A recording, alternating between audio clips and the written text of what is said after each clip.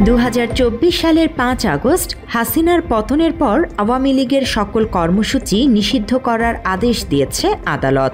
তবে অনলাইনে বাংলাদেশ বিরোধী নানা ধরনের অপতৎপরতা চালিয়ে যাচ্ছে নিষিদ্ধ সংগঠন ছাত্রলীগ ও আওয়ামী লীগের সদস্যরা।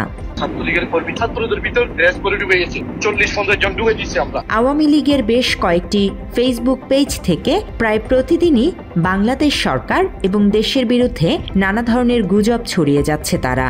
ধারণা করা হয় এদের মধ্যে অনেকেই দেশে থেকেই যুক্ত হচ্ছেন এসব ফেসবুক লাইভগুলোতে। এরকম আশঙ্কা থেকে বাংলা এডিশন বিশেষজ্ঞ টিম অনুসন্ধান চালিয়ে যে তথ্য পেয়েছে তা পিলে চমকে যাওয়ার মতো। বাংলাদেশ আওয়ামী লীগের ফেসবুক পেজটিতে যেসব অ্যাডমিনদের তথ্য আমাদের হাতে এসেছে তাদের মধ্যে অনেকেই বাংলাদেশের বিভিন্ন সরকারি চাকুরি এমনকি উচ্চ আদালতের আইনজীবী হিসেবেও দায়িত্ব পালন করছেন। আওয়ামী লীগের ফেসবুক পেজ যারা পরিচালনা করছেন তাদের মধ্যে একজন ঢাকা জজ কোর্টের আইনজীবী মনির হোসাইন। তিনি তার ফেসবুক আইডিতে খুব বেশি পোস্ট না করলেও আওয়ামী লীগের পেজে নিয়মিত দেশ বিরোধী অপপ্রচারে লিপ্ত থাকেন। বর্তমানে তিনি ঢাকায় অবস্থান করছেন এবং ঢাকা দায়রা জজ আদালতে আইনজীবী হিসেবে দায়িত্ব পালনের পাশাপাশি দেশ বিরোধী ষড়যন্ত্রে লিপ্ত রয়েছেন। দেশবিরোধী ষড়যন্ত্রে লিপ্ত থাকা দেশের সর্বোচ্চ আদালতের আরেকজন আইনজীবী শেখ নবিরুজ্জামান বাবু। তার গ্রামের বাড়ি বাগেরহাট জেলায়, তবে বর্তমানে তিনি ঢাকায় বসবাস করেন।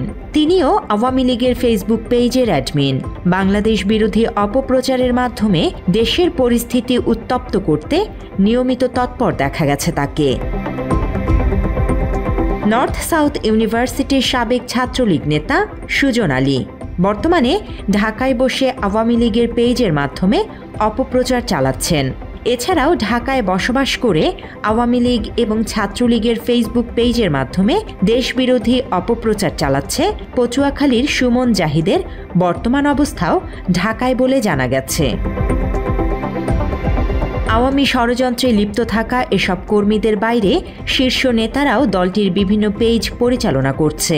ওই তালিকায় যুবলীগ নেতা মইনুল হোসাইন খান নিখিল, যুবলীগ নেতা জয়দেব নন্দী এবং শেখ পরশের নামও রয়েছে।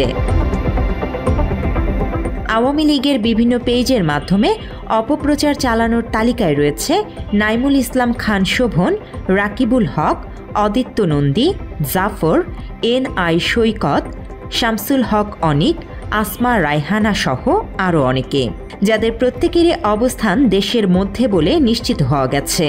বাংলাদেশে অবস্থান করে দেশবিরোধী ষড়যন্ত্রে লিপ্ত থাকলেও প্রশাসনের পক্ষ থেকে তাদের বিরুদ্ধে কোনো ব্যবস্থা না নেয়ায় সচেতন মহলে সমালোচনা শুরু হয়েছে। জান্নাতুল ফেরদৌস তমা, বাংলা এডিশন।